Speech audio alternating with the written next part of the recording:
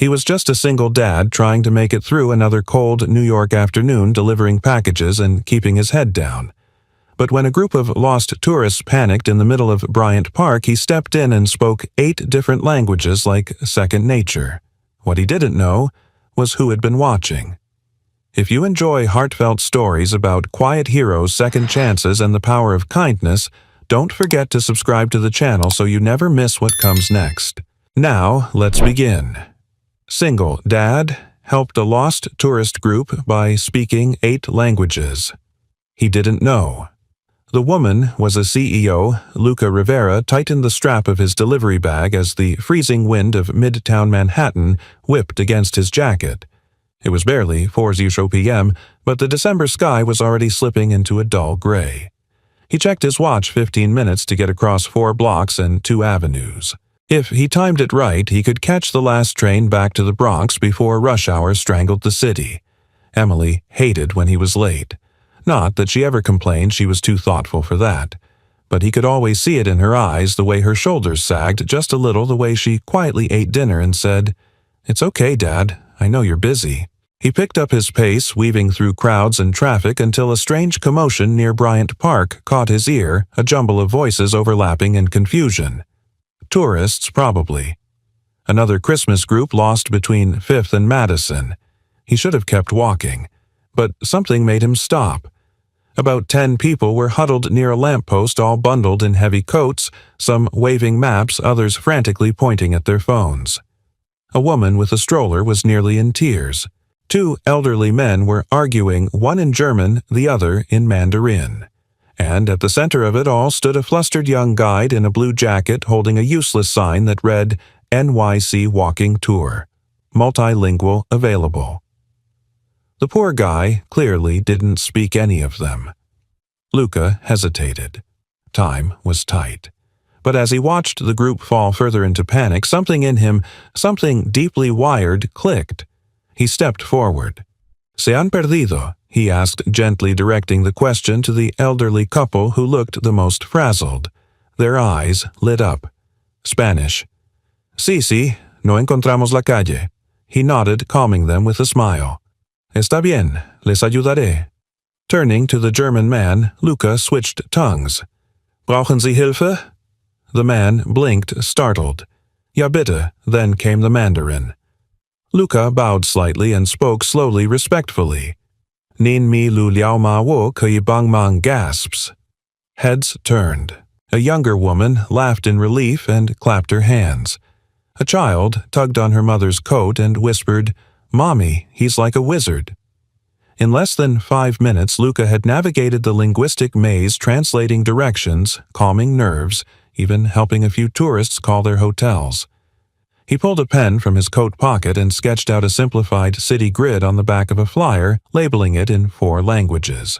When the group finally dispersed, grateful and smiling, it was like watching a human storm dissolve into light. He exhaled already, running calculations in his head. He'd miss the train. Emily would be waiting. He turned to go, only to find someone still standing beneath the lamppost. A woman. Tall, elegant, wrapped in a navy wool coat with gold buttons. A soft cashmere scarf framed her face and oversized sunglasses hid her eyes, even though the sun had long disappeared. She hadn't said a word the entire time, but now she stepped forward. "That was remarkable," she said in flawless English, her voice calm but undeniably impressed. Luca froze. Something about her presence commanded attention, but it wasn't loud. It was composed precise, like the silence between 2 perfect piano notes. He offered a humble shrug. "I just happened to know the right words." She tilted her head. "Most people barely know 1 language. You just spoke, 5/8?" He admitted, then instantly regretted it. He hadn't meant to boast. 8, she repeated almost to herself. "And you're a delivery driver." He nodded, among other things. She studied him. "What's your name?" He hesitated again, wary of sounding evasive. "Luca." She extended a hand encased in a thin leather glove. "Clara." They shook. Her grip was firm but not overbearing. "Well, Luca," she said, taking a half-step back. That was the most impressive thing I've seen all week, possibly all year. Before he could reply, a sleek black car pulled up to the curb. A driver stepped out and opened the door without a word. Of course, she was someone. He should have known. The coat alone probably cost more than his rent. Clara paused half in the car, then turned. "You know," she said thoughtfully, "most people just walk past." "I almost did," Luca replied. She smiled just barely and got in. The door closed and the car melted into the traffic like it had never been there. Luca stood still for a beat longer, the cold forgotten. Then he shook himself back into reality. He was late. Again. He made it home just before 6. Emily was curled up on the couch reading an old illustrated copy of The Little Prince. The moment she saw him, she beamed. "Sorry," he said, setting the bag down. "Got caught up helping some tourists." She grinned. "Did you use all your magic words again?" He chuckled. "Some of them." They had macaroni and cheese for dinner. Emily told him about a new friend at school named Zara who also liked drawing galaxies. Luca listened intently, laughing where she needed him to nodding where she was serious. She didn't ask why he was late tonight. She just leaned her head on his shoulder after the dishes were done and whispered, "I like when you help people." He looked down at her, his heart tightening in that way it always did. Me too. But as he stared out the window at the darkening skyline, his thoughts drifted back to the woman in navy blue and the strange sense that somehow that moment had meant something more than just another good deed. Something had shifted, and deep inside in the place he usually kept locked away, a voice stirred one he hadn't used in a long, long time. Not a language. Something older. Hope. The penthouse office of Clara Moreau didn't reflect the usual corporate chaos of downtown Manhattan. Instead, it was carved in quiet elegance glass walls overlooking the skyline minimalist furniture, a single bonsai tree thriving on the corner of her desk. Everything was curated, efficient, disciplined. Just like her. Except for today. She was sitting at her desk, arms crossed, eyes fixed on the security footage playing silently on her monitor, a grainy clip from Bryant Park. The image had been zoomed in, stabilized, and looped. It showed a man, perhaps mid-30s, with wind-blown hair and a threadbare coat, calmly orchestrating order from chaos. One by one, the tourists had lit up like candles in his presence. She pressed pause. The image froze on his face, warm but reserved, like someone used to standing behind others, not ahead of them. And his voice, well, she didn't have that on video, but she remembered it. Measured, assured, and each word in every language spoken with a grace she rarely encountered even in professional interpreters. "What do you want me to do with this guy?" asked Jules, her assistant, standing just inside the doorway. Clara didn't look away from the screen. "Find him." Jules scoffed lightly. "You do realize how many delivery men there are in Manhattan? I'm not asking for his social security number. Just a name, maybe a shift schedule." "I spoke to him. He said his name was Luca." Jules tapped his tablet, unconvinced. "No last name company." "He didn't say, but he was wearing a badge. I think it said Courier Express." She paused, recalling more. He had a sticker on his bag, a child's drawing, maybe. It looked like a rocket. Jules scribbled a note. "So, we're looking for a multilingual mystery man with a daughter who likes rockets." Clara allowed a rare, fleeting smile. "Exactly." Jules sighed, though his expression softened. "Okay, I'll do my best." He left, and the office returned to silence. Clara leaned back in her chair, arms still folded. The day should have been about her quarterly presentation. Instead, she'd barely glanced at the numbers, and that wasn't like her. She was Clara Moreau, daughter of diplomats, CEO of Moreau Global Technologies, a woman who negotiated billion-dollar deals while chewing on stale airplane crackers at 35,000 feet. She had been called fierce, cold, brilliant, unstoppable. All of it true, all of it earned. But none of that had prepared her for what she felt when she watched Luca.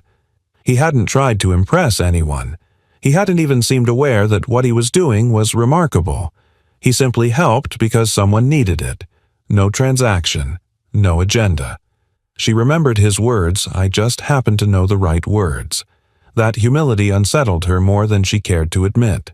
It reminded her of something she hadn't felt in years, not since before the boardroom the investor battles the scandal with Roman Greaves that nearly cost her the company.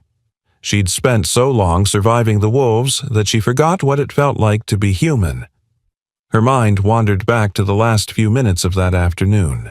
The moment before she stepped into the car when she turned and saw Luca watching the disappearing group like someone who always left before he was seen. She had been seen too much. He, not enough. The contrast haunted her. Meanwhile, in a 2-room apartment in the Bronx, Luca sat at the kitchen table sorting bills. The glow from a single ceiling bulb cast long shadows across the faded tile floor. Emily had fallen asleep, curled up beside her sketchbook on the couch. Her latest drawing was a space station with a smiling moon and the words, "Dad." Commander Luca, scribbled in purple crayon. Luca smiled and tucked a blanket over her. Then he returned to the table and flipped over the latest envelope hospital payment due. Emily's next respiratory therapy appointment wasn't covered by Medicaid.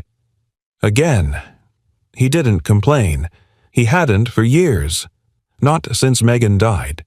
Instead, he looked at the flyer still in his coat pocket, the one he'd scribbled directions on for the tourists. His mind drifted back to the woman in the navy coat. Her poise. Her eyes, which he could barely see but somehow still felt. She hadn't asked for help. She hadn't needed to. But she had stayed. He didn't know why that mattered. 2 days passed. On Thursday morning, Clara's phone buzzed during a leadership meeting.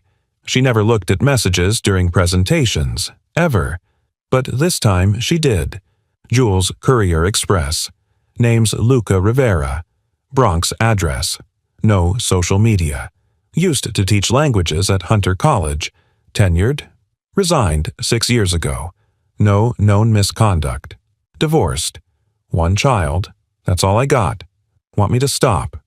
She stared at the message for a long time, then typed 1 word, "No." After the meeting, she stepped outside and stood by the windows overlooking the river. Her mind was racing not in panic, but in decision. She now had a name, a profession, and a past. And none of it made sense.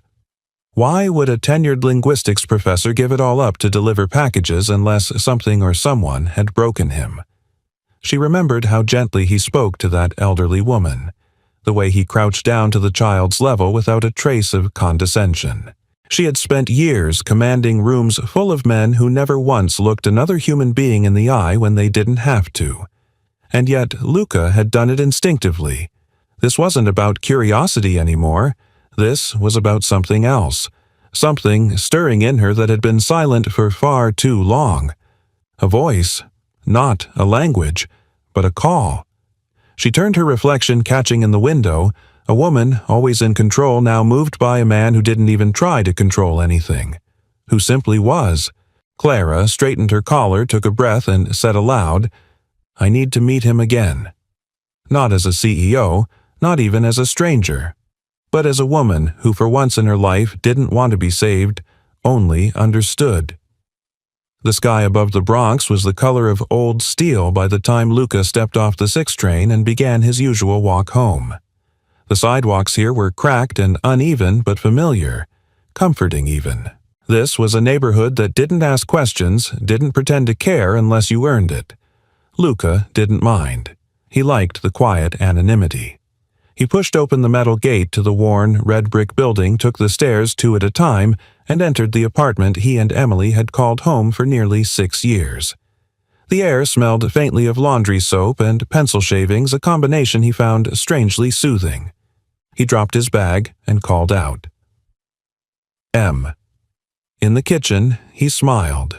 Emily stood on a step stool in her galaxy pajamas, stirring hot chocolate with the precision of a scientist launching a satellite. A row of marshmallows had been aligned on the counter like planets. "You're early," she said, not looking up. "I bribed the subway," Luca replied, pulling off his coat. "Told them I spoke fluent train." She grinned at the joke. "Did they ask for proof? I gave them my Metro card." They were very impressed. They shared a laugh, and for a moment the weight of everything else dropped away. But it returned later that night when Emily was asleep and the apartment was still.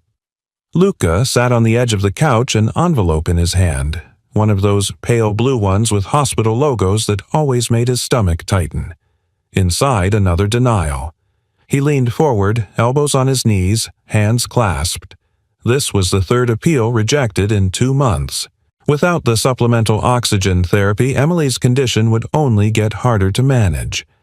The last time her breathing had spiked during the night, he hadn't slept for 3 days straight, afraid to even close his eyes. Once, long ago, he could have handled this, back when he was Professor Rivera, before everything shattered. He opened a drawer, pulled out a weathered file marked Hunter College, termination appeal, and stared at it. No misconduct, no scandal, just absence. When Megan was diagnosed, he had asked for a semester of leave. They gave it. When she declined faster than anyone expected, he asked for another. That one came with conditions.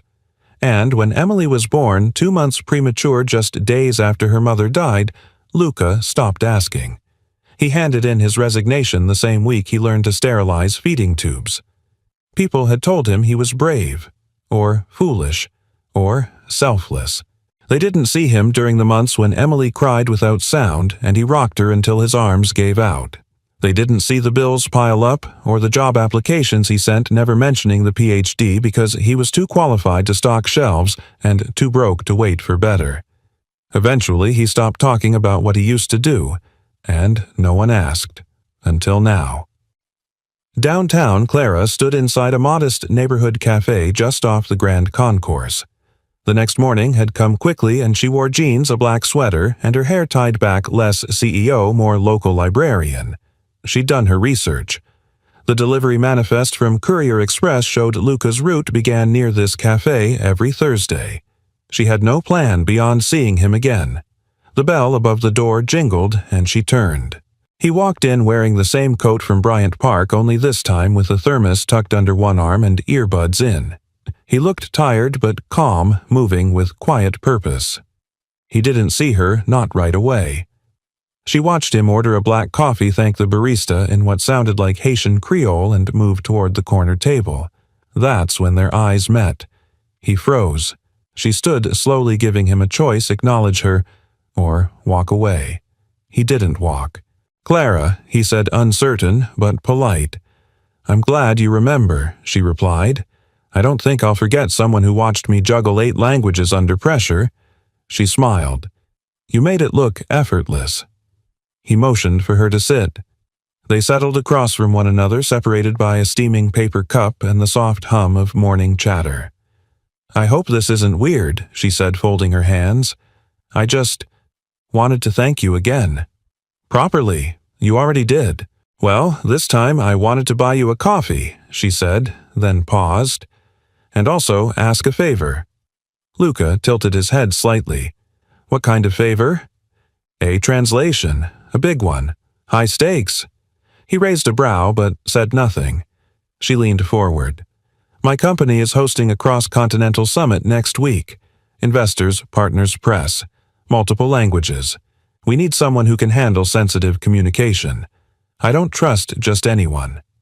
"I'm not certified anymore," he said quietly. "I left that world a long time ago." "I know. I did some digging." She didn't say it with judgment, only honesty. "Then you know why I left?" he replied. She nodded. "I also know you were one of the most respected multilingual educators in the tri-state area. Your students wrote testimonials that made my assistant cry." Luca allowed a breath of dry amusement. "That's quite a resume.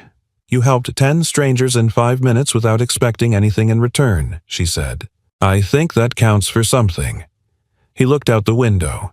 The street bustled with movement, but in the glass he saw his own reflection. Tired eyes, a jaw, always half clenched with restraint, a man who used to believe in big things. "You really want me," he said at last, "to stand in a room full of billionaires and translate for people who've never thought twice about men like me. I want someone I can trust," Clara said, "and someone who knows how to listen. You listen differently, not just to words, to people." He turned back to her, stunned by the truth in that. Then he asked the one question she didn't expect. "What's in it for you?" Clara blinked, then leaned back, hands open. "I'm tired," she said simply, "of people doing everything for gain, of hiring sharks who'll turn on me the minute I show a crack. I needed a reminder that integrity still exists, that decency matters." A long silence. Then Luca reached for his thermos and stood. "I'll think about it," he said.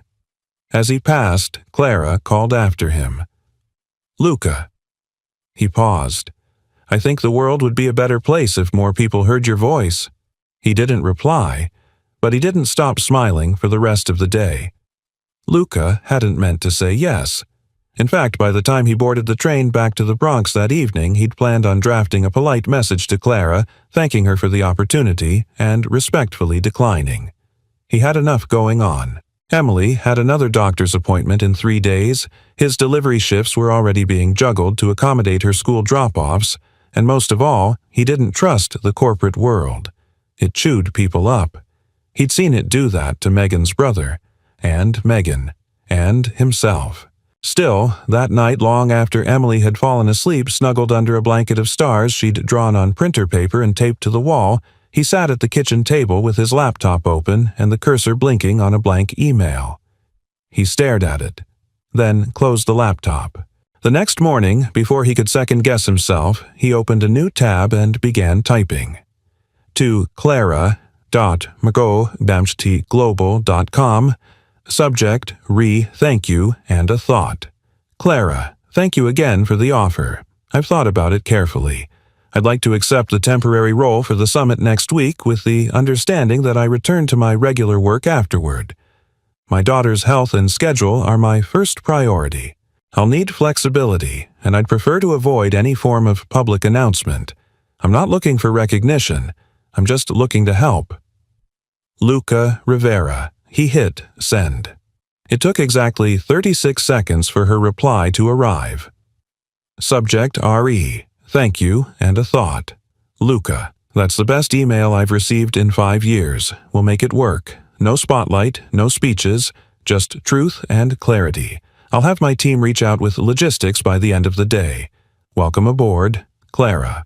By Monday, he was sitting in a conference room high above Park Avenue, surrounded by glass silence and the quiet pressure of power. He wore a blazer that hadn't seen the light of day since Megan's memorial, and a pair of shoes that felt far too stiff for a man used to walking fast and bending low. But what unnerved him most wasn't the setting. It was how natural it all felt.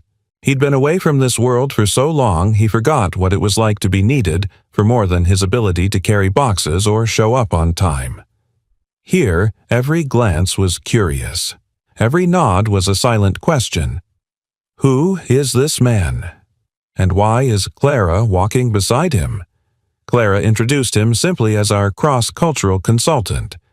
She said it with such effortless authority that no one dared press further. Still, eyes followed him. They always followed Clara.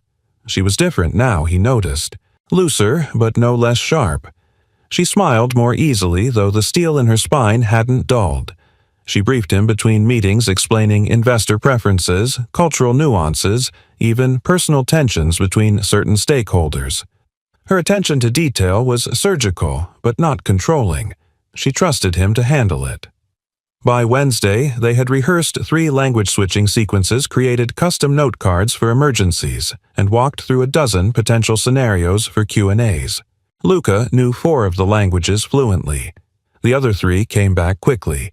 What surprised him most was how much he enjoyed it. Late one evening, after a final run-through, Clara offered to drive him home.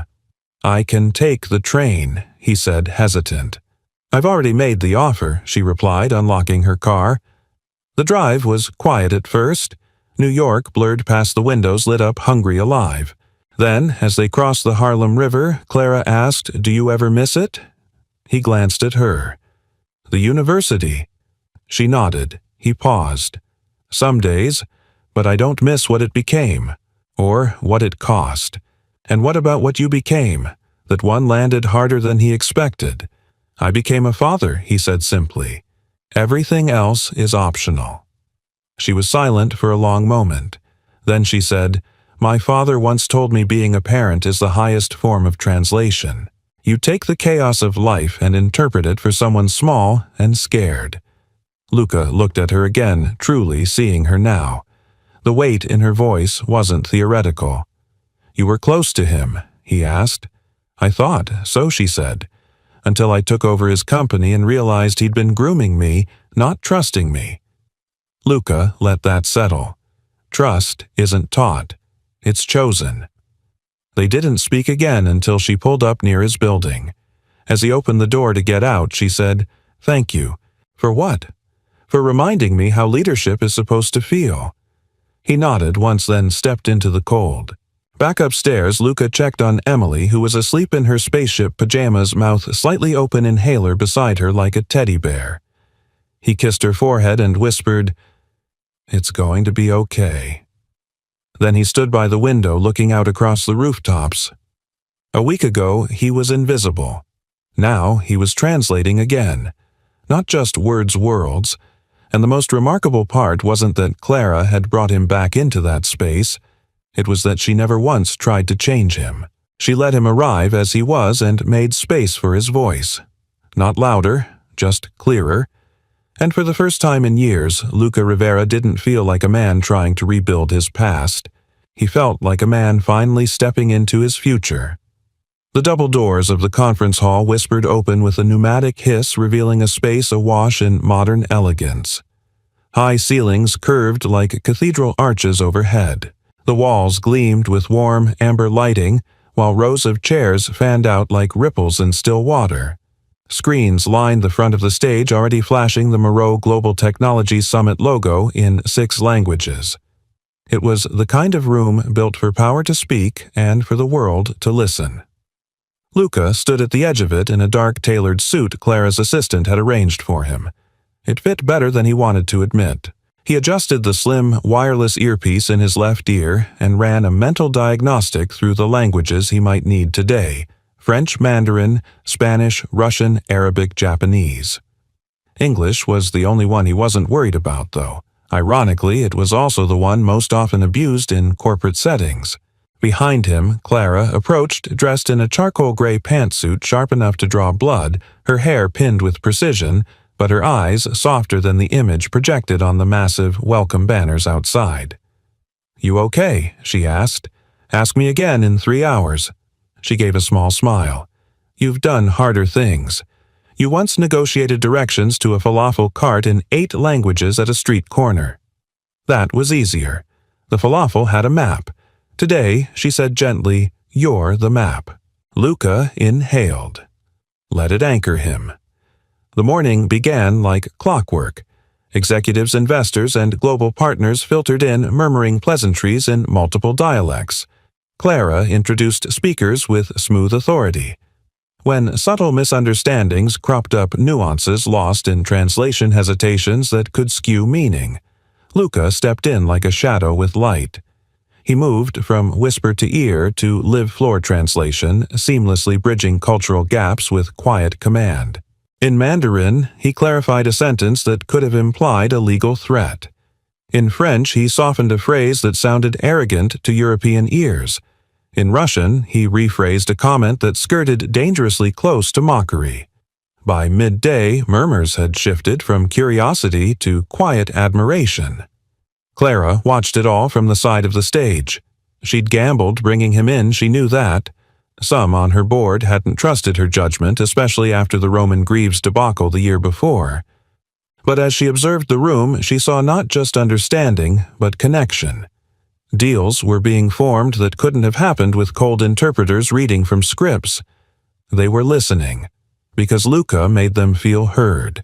During the short break before the keynote session, Clara found Luca alone in the backstage corridor sipping from a bottle of water, the knot of his tie slightly loosened.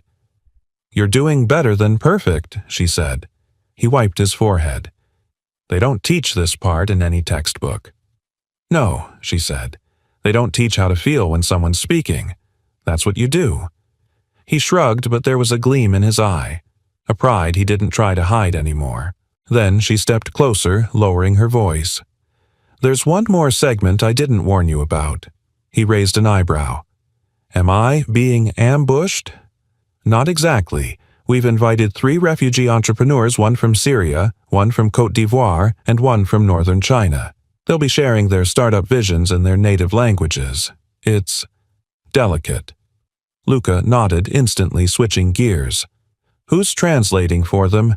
You are. Live. He paused. Simultaneous.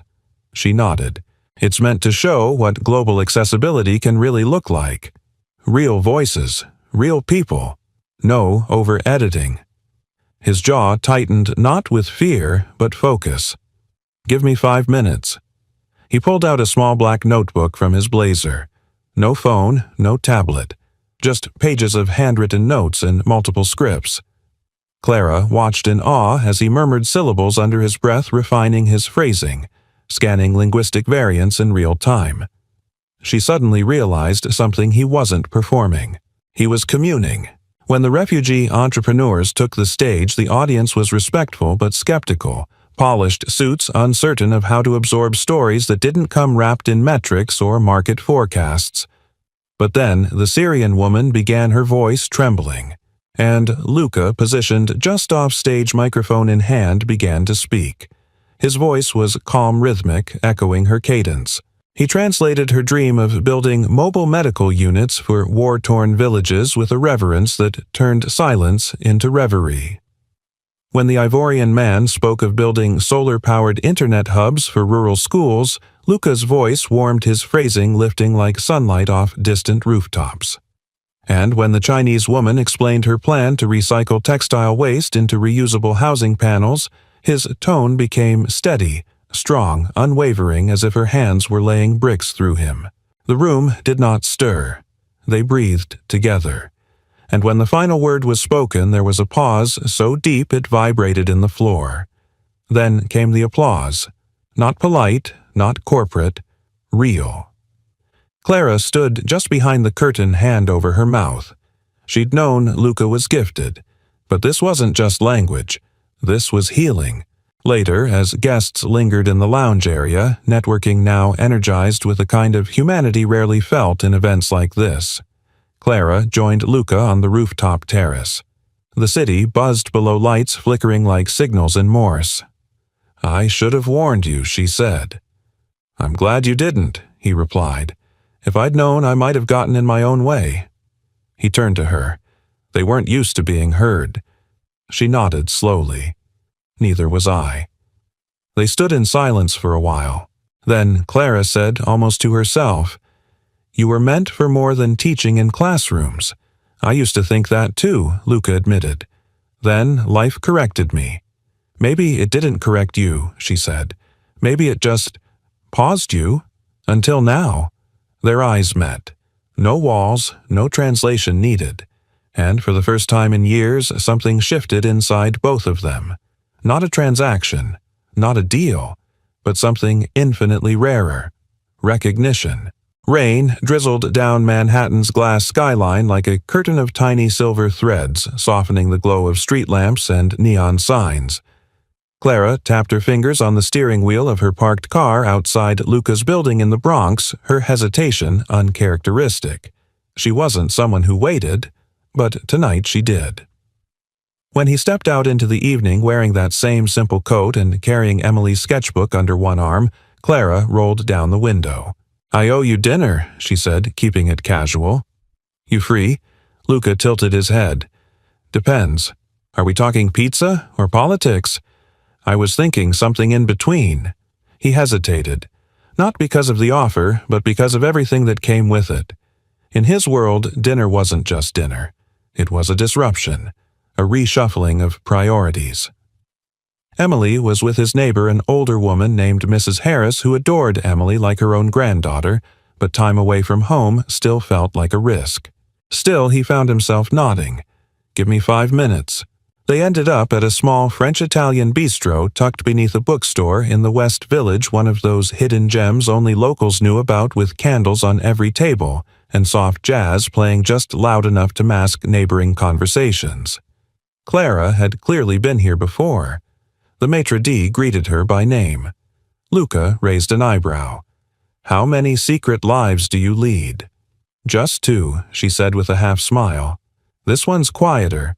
They sat by the window rain streaking down the glass in faint, ghost-like trails. The menus were printed in French with tiny English translations. Luca read both versions without blinking. "You surprise me," she said as the waiter took their order. "Why?" "Because I don't fit the profile of someone who speaks 8 languages and still delivers packages for a living." Clara didn't flinch.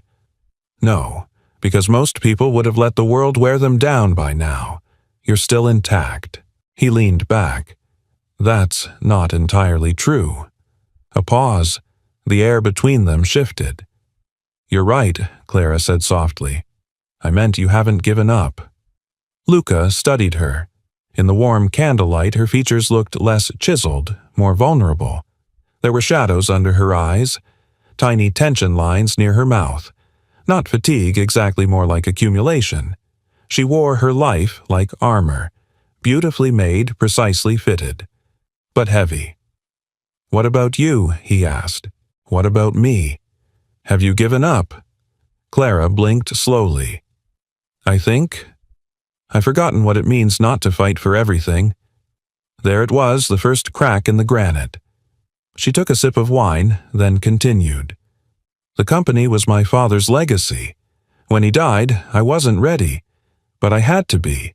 The board wanted someone else, but I clawed my way to that chair. And then, once I had it, I realized. The fight had changed me into what she looked at him. Someone who talks a lot but rarely says anything that matters." Luca nodded slowly.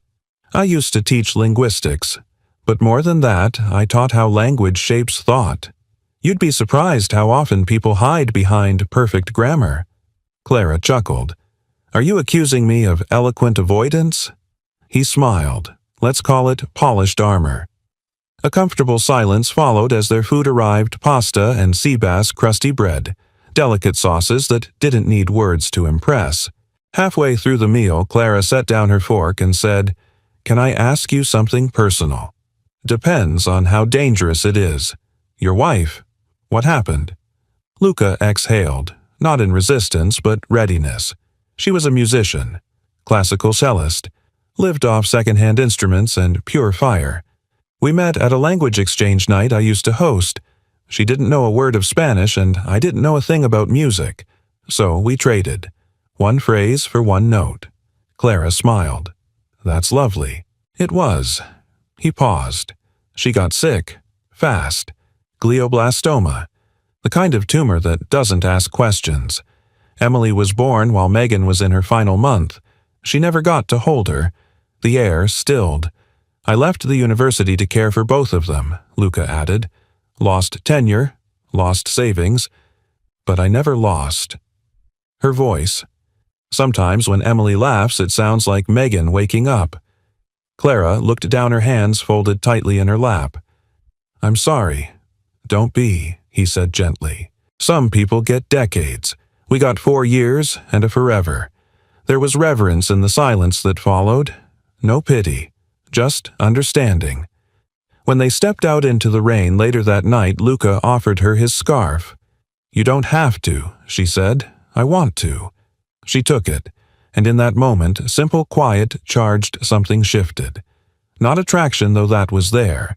Not sympathy, though that lingered too. It was recognition.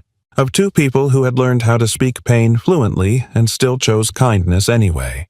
Back in her apartment high above Central Park, Clara poured herself a glass of water and looked out at the skyline. Lights shimmered like stars drawn too close to the earth. She thought about Luca. Not just what he said, but how he said it. There was a humility to him, yes, but also something stronger. Depth. The kind of man who didn't just speak 8 languages, but who understood silence in all of them. She pulled out her phone, opened her draft notes for the summit recap report, and typed one sentence at the top. "Kindness isn't soft, it's fluent." Then she closed the file and smiled. Somehow she felt more fluent too. The rain had cleared by morning, leaving the city sharp and sunlit as if someone had scrubbed down the skyline overnight.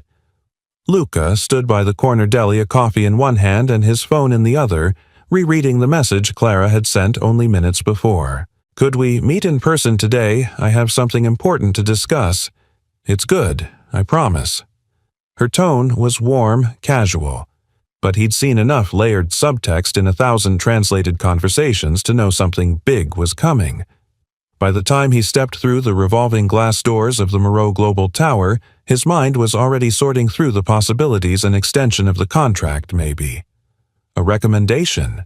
Possibly a public thank you, though he doubted Clara would risk his discomfort like that. But nothing had prepared him for what she actually said. They met in her private office, the skyline glittering behind her like a sea of frozen lights. She offered him tea instead of coffee, which he accepted with quiet curiosity. Then she sat across from him and said, "I'd like to offer you a position." He blinked. "As what head of global communications?" Silence fell like a stone between them. She continued, her voice even, but her eyes watching his every reaction. "You'd oversee translation strategies across all regions, manage cultural engagement teams, and develop real-time response protocols in international crises. You'd be building bridges where most companies still build firewalls." Luca set down the tea without tasting it. "That's a serious job." Clara nodded. "It is, and you're the only person I trust to do it." A long pause.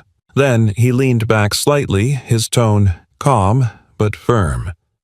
"You're offering me an executive role based on 1 week of freelance work. I'm offering it based on everything I've seen in you," she said. "You're not just fluent in language, you're fluent in people. You see them, and you make them want to listen. That's rare, Luca." He stared at her, and then slowly his expression changed. Not to gratitude, but guardedness. "Clara," he said carefully, "what are your board members going to say when they find out you're giving this position to a delivery driver who showed up out of nowhere?" "They'll say, 'I've lost my mind,'" she replied, not flinching. "Then they'll see the results and they'll change their tune. Eventually. And if they don't, I've fought bigger battles." Luca shook his head. This isn't a battle I want to be in. I didn't come here looking to be rescued. I know that. Then why are you doing this?" Her response came softer than he expected. "Because I believe in building things that last. And most of what we build in this world, companies' reputations, platforms, it all crumbles. But what you do, the way you connect people across difference, that endures." Luca stood up, running a hand through his hair. "You don't understand. I can't just say yes. I have a daughter who needs stability, not boardroom politics. I can't risk dragging her into something unstable again." Clara stood too, but didn't approach. She understood distance. She respected it. "I'm not asking you to say yes today," she said. "Just don't say no out of fear." He looked at her. "I'm not afraid," he said. But they both knew it wasn't entirely true. Later that evening, Luca sat with Emily in the park across from their apartment. She was on the swings, kicking her feet higher, the wind teasing her loose braid. "Guess what, Dad?" she shouted between pushes. "Mrs. Harris says I could be an artist and a scientist if I want." Luca smiled. "She's a wise woman." Emily slowed down, dragging her feet through the wood chips. "You okay?" she asked. "You've got your serious math face on." He chuckled. That obvious, totally. He debated telling her. Then he did. "There's this job, a big one. Something I didn't think I'd ever be offered again." Her eyes lit up. "Like teaching again." "Sort of, but bigger. More responsibility. More time away." Emily tilted her head. "Would you still take me to school?" He hesitated. "I'd try, but maybe not every day." She was quiet for a moment. Then she said, "Would it make you happy?" That question hit harder than all the spreadsheets and fears and professional doubts combined. "I don't know yet," he admitted. She jumped off the swing, walked over, and slipped her hand into his. "I think you should do the thing that makes your voice come back." He looked down at her. "What do you mean?" "You talk different when you're doing the translation stuff. Like you're flying inside." "I like that voice." Luca's throat tightened. He didn't respond. He couldn't. Back at the Moreau Tower, Clara stood before the boardroom windows, staring out into the night, replaying the conversation in her head. She'd never seen someone turn away from opportunity with such clarity, such pain. She admired it. She also feared it, because she knew what was coming. Marcus Delacroix, a board member with a smile as sharp as glass, had been circling her decisions ever since the summit. He'd raised subtle concerns in back channels, citing favoritism and unusual hiring protocols. She knew what he was implying. She also knew he had footage taken from a security camera, no doubt, of her and Luca having dinner. He hadn't used it yet, but he would. Still, she had made her decision, not because of sentiment, but because Luca Rivera wasn't a risk. He was the future the company didn't know it needed, and Clara was done leading from fear. So she opened her laptop and wrote a message. To Luca Rivera. Subject, no pressure. But still hope. I meant what I said. Think about the job. Think about what your voice does to people. Not just the words, the way you show up. Whatever your answer is, I'll respect it. But know this, I didn't offer you that role because I felt sorry for you.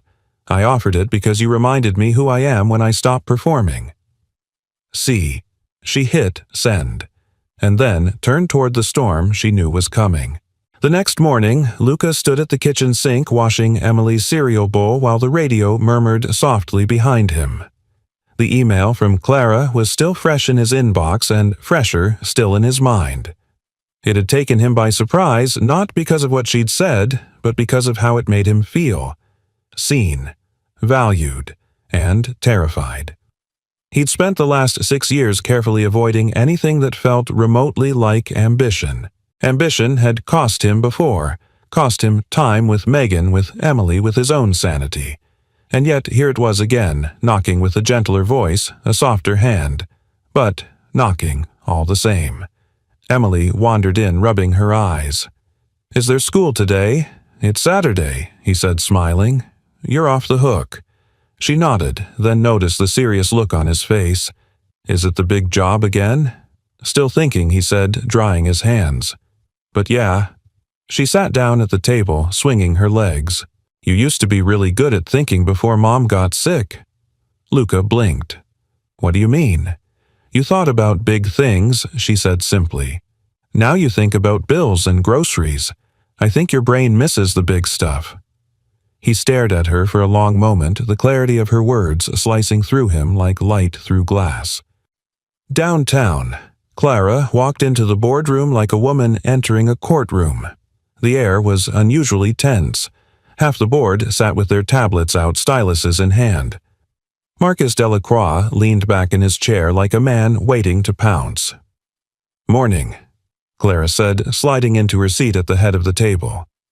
No one returned the greeting. She didn't flinch. Marcus was the first to speak.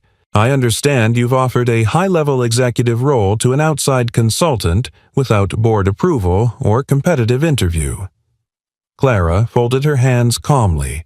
I've offered a provisional contract for head of global communications to Luca Rivera based on his demonstrated excellence, multilingual fluency, and real-time impact during the summit. Interesting, Marcus replied.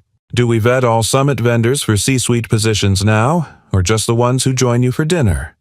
The sentence landed like a slap.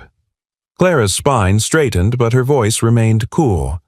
Are you accusing me of impropriety? I'm asking whether your decision-making is compromised by emotional involvement.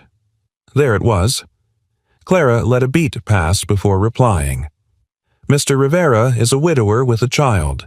I met him through a public incident where he assisted international tourists. I asked him to consult. He delivered. Better than anyone we've hired in 5 years. Marcus tapped a button on his tablet. The screen at the end of the room lit up with security footage, Clara and Luca stepping out of the bistro, laughing. Him offering her his scarf, her taking it. The room was silent. This, Marcus said, suggests a level of personal engagement that clouds your professional judgment. Clara didn't look at the screen. She looked directly at Marcus. You're grasping. You're using moments of human connection to attack professional competence. That tells me more about your values than mine." Murmurs rippled along the table. One of the older members, a Japanese-American executive named Kenji Watanabe, cleared his throat. "I was at that summit," he said quietly. I heard Rivera translate with clarity and compassion. I watched him bring the room together in a way no one else could. "Are we really going to punish someone for showing humanity?" Marcus's mouth tightened. Clara didn't press her advantage. She simply said, "If the board wants to vote on rescinding the offer, go ahead. But let the record show that we are prioritizing optics over value, and fear over talent." No one moved. Then Kenji leaned back and said, "I support the hire." One by one, others slowly nodded. Only Marcus remained silent. Luca didn't hear about the confrontation until hours later. It came via a phone call from Clara herself. She sounded exhausted but calm. "You were right," she said, "about what they questioned everything. Your qualifications, my intentions, even our dinner." Luca closed his eyes. "I'm sorry. Don't be." I stood my ground. He didn't say anything. "I meant it, Luca.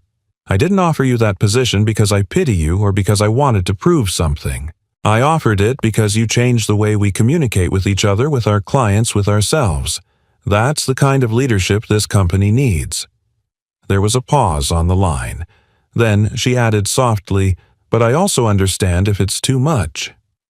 Luca looked out his window where Emily was drawing with chalk on the sidewalk below. A bright yellow sun. A rocket ship. Two stick figures holding hands. "No," he said finally. "It's not too much. It's just not simple." "I never said it would be simple," she replied. He smiled. "Then maybe it's worth doing."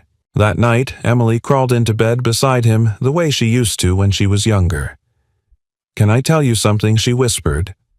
"Always.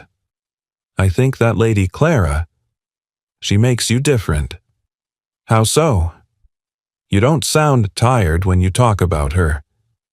Luca didn't answer right away, but in his chest something softened, something opened. He didn't know what lay ahead. Politics, pressure, the careful balance of parenting and purpose.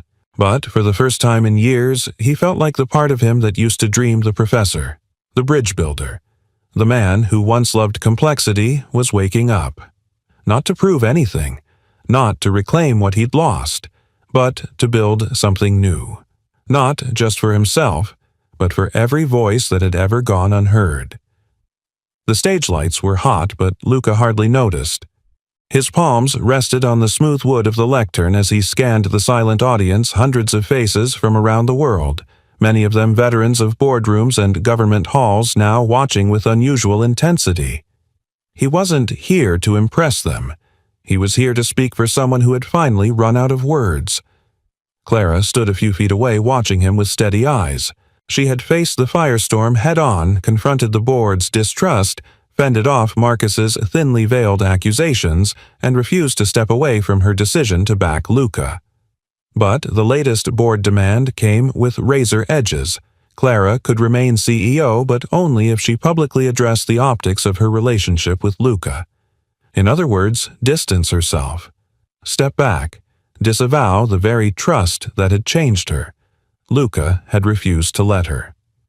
"I'll go," he told her the night before. "I'll say what needs to be said. You don't owe me your job. You're not the one costing me anything," she'd whispered. "You're the one making it all finally matter." Now, here he was, a single father, a former professor turned courier, a man who had spent the last 6 years speaking only when necessary and never about himself. Until now. He adjusted the mic and began. "My name is Luca Rivera. I'm not an executive. I don't own a tailored resume or a legacy surname. I'm a widower. I'm a father. And for the past several years, I've lived outside the rooms people like this one tend to gather in. But a few weeks ago, I stood at a street corner in Bryant Park and helped a group of tourists find their way using 8 different languages. It wasn't planned. It wasn't heroic. It was human. One of the people watching that moment was Clara Moreau. He paused. I didn't know who she was. She didn't tell me. But she didn't walk past. She saw something most people don't bother to see anymore, not because they're cruel, but because they're too busy chasing louder things. He took a breath. When Clara offered me a role in this company, it wasn't a handout. It was a test. Could someone from outside this machine contribute to something meaningful? Could language become more than compliance or branding, but a bridge between people who have never been truly heard? He looked around the room. I don't speak for power. I speak for understanding. That's all I've ever done. That's all I'll ever do. Then, gently, he reached into his blazer pocket and pulled out a worn photo. Megan, holding a newborn Emily, smiling through the last weeks of her life. I learned to speak again when I had to tell my daughter her mother wasn't coming home. And every day since I've spoken a little more because she needs someone who shows up, not someone who hides. He held the photo up. That's what Clara did. She showed up. When she could have stayed silent. When it would have been safer. A pause so deep you could hear the city pulsing behind the glass. Then Luca turned to Clara and said the final line not just for the room, but for her. Truth has no accent. Kindness has no nationality. And leadership when it matters most needs no defense. The silence held for one beat. Then another. Then came the standing ovation. Not polite, not procedural, but powerful. And Clara, who had fought for her position, her company, and her own right to feel, again stood beside Luca and clapped with tears in her eyes. Afterward, the boardroom was quiet. No raised voices, no accusations. Kenji Watanabe was the first to speak. I moved to retain Clara Moreau as CEO with full backing and no stipulations. I second, said another. No one objected. Even Marcus, tight-lipped, offered only a curt nod and left the room. In the hallway outside, Clara found Luca leaning against the wall, exhausted but calm. You didn't have to do that, she said quietly. I know, he replied, but I needed to. She stepped closer. Do you regret accepting the job? He shook his head. For the first time in a long while, I feel like I'm exactly where I'm supposed to be. Their eyes met. So much had passed between them without needing to be spoken. They were both of them fluent in silence by now. But Clara took a breath and then said, There's one thing I never thanked you for. He raised an eyebrow. What's that? For giving me back my voice. He smiled gently. Funny, he said. Because I was just about to thank you for the same thing. That night, Clara joined Luca and Emily for dinner at their apartment. It was nothing fancy mac and cheese, sliced apples, and ginger ale, but it was warm and filled with laughter. Emily showed Clara her chalk drawings, explained the physics of cartoon rocket boosters, and asked how many languages she spoke. Only 3, Clara admitted. Emily beamed. That's okay. Dad says the best language is the one people feel safe in. Clara looked at Luca. I think he's right. Outside, the Bronx lights twinkled like stars trying to speak. Inside, 3 voices so different in shape, age, and path found a rhythm of their own. And somewhere in the stillness, the world seemed a little quieter, a little kinder, and infinitely more understood. The Monday following Luca's speech arrived not with fireworks but with tension so quiet it pulsed like static beneath every breath. Inside, the glass and steel halls of Moreau Global whispers trailed behind open doors. Board members shook hands with guarded smiles. Assistants exchanged glances over emails whose subject lines all started with clarification required. But Clara walked through it all like a woman freshly sharpened. Her heels clicked a calm rhythm across the marble floor as she made her way to the executive conference room where the final discussion regarding Luca's role and her future would take place. Though the standing ovation after Luca's address had stunned many, it hadn't dissolved all dissent. The optics, some still murmured, remained a liability. The room was already half full when she entered. Kenji Watanabe gave her a brief, respectful nod. Marcus Delacroix was seated near the head of the table sipping from a bone-white coffee cup, unreadable. Let's begin, Clara said, not waiting for pleasantries. Marcus stood. "Before we move to any formal vote, I believe there's one matter left unresolved: Luca Rivera's official appointment. While no one questions his performance, the nature of his connection to Clara continues to raise valid governance concerns." Clara didn't flinch. She'd prepared for this. What she hadn't prepared for was Luca himself stepping through the side door unannounced and standing just inside the room. He was calm composed, like a man walking into an exam he'd already passed. "I asked him to join us," Kenji said before anyone could object. "This decision concerns him. He deserves to be present." Marcus's jaw tightened, but he said nothing. Clara looked at Luca. He gave her the smallest of nods. And then he spoke. "Before you make your decision, I want to be clear I didn't come here looking for power. I didn't ask for this role. And I have no ambition to climb some invisible ladder. What I do want is to build something that matters for this company and the people it touches. That's all." He turned to Clara. "But I also know the cost of compromise, of accepting roles that strip us down to what's politically digestible." She met his gaze, heart tightening. "So I'm offering my resignation from consideration for the executive position," he said to the room. "If my presence causes this company to question the integrity of one of the most principled leaders it has ever had, then I'd rather step back than be used as a reason to push her out." A ripple of shock moved through the room. Clara stood slowly. "You don't get to make that call." "I already did," Luca replied softly. "This was never supposed to be about me." She looked at the board. "If anyone thinks I'm going to let a man walk away because we lack the courage to stand behind what's right, they're mistaken." Marcus broke in. "Miss Moreau, you must understand." "No," she said, her voice like glass meeting steel. "You need to understand. I'm not choosing between him and this job. I'm choosing how I lead. I will not reinforce a system that punishes authenticity and rewards pretense."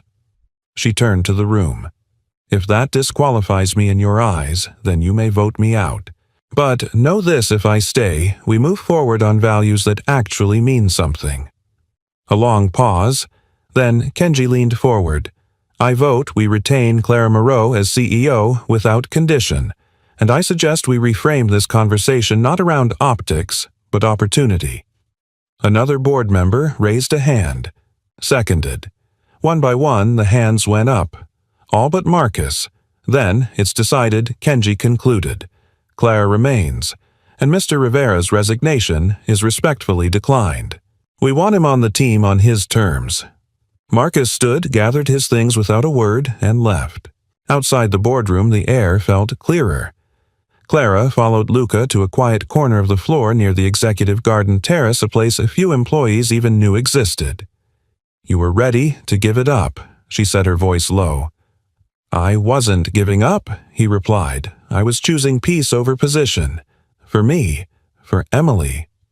She stepped closer. "But you also knew I'd fight. I was counting on it." They smiled, quiet, tired, full.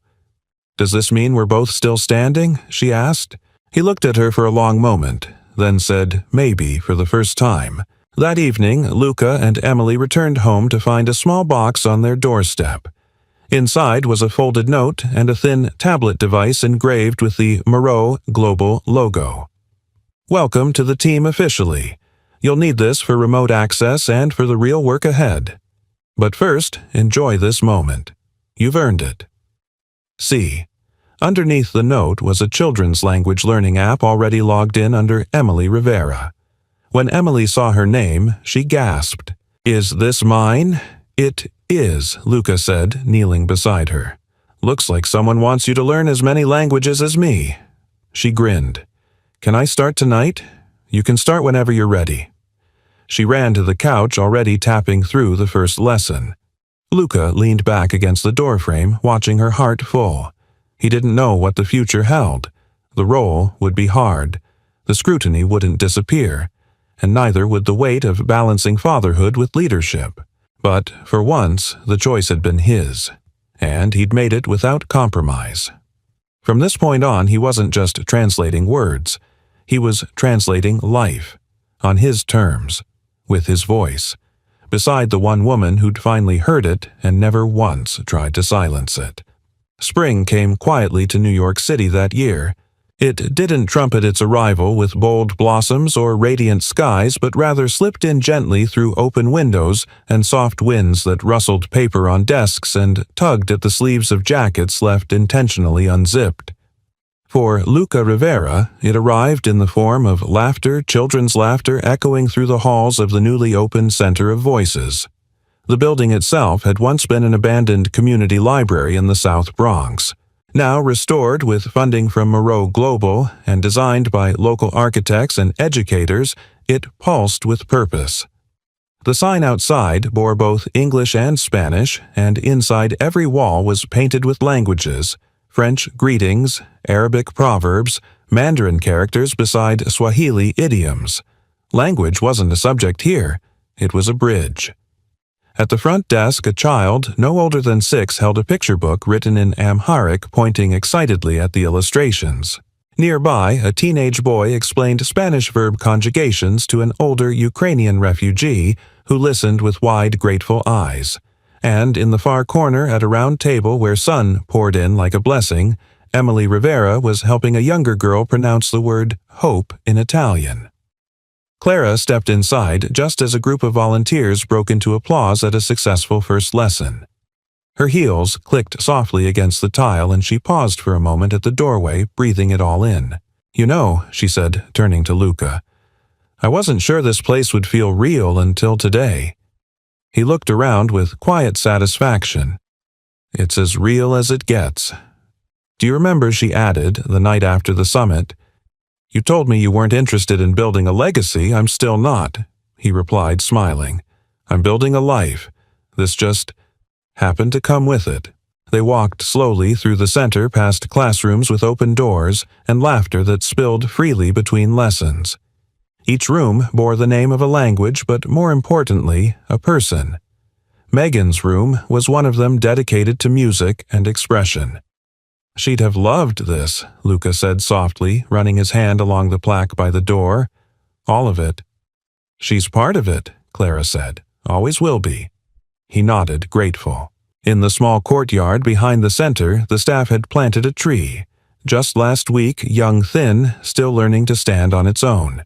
Beneath it sat a bench where kids now gathered between sessions, speaking fractured versions of English Tagalog and Farsi to each other with the ease only children can muster. Luca and Clara stood there in silence for a long moment, watching as voices once pushed aside now filled the air with possibility. "Do you ever think about what might have happened if you hadn't stopped that day in the park?" Clara asked. "All the time," he said, and he turned to her. "Then I remember what Emily said, that I sound different when I use my voice, and I realize I wasn't just finding my voice again. I was finding people who wanted to hear it." Clara looked at him, truly looked at him, and the affection in her gaze was no longer hesitant, no longer restrained. "You know what I've learned from all of this," she said. "What that leadership is just another form of translation.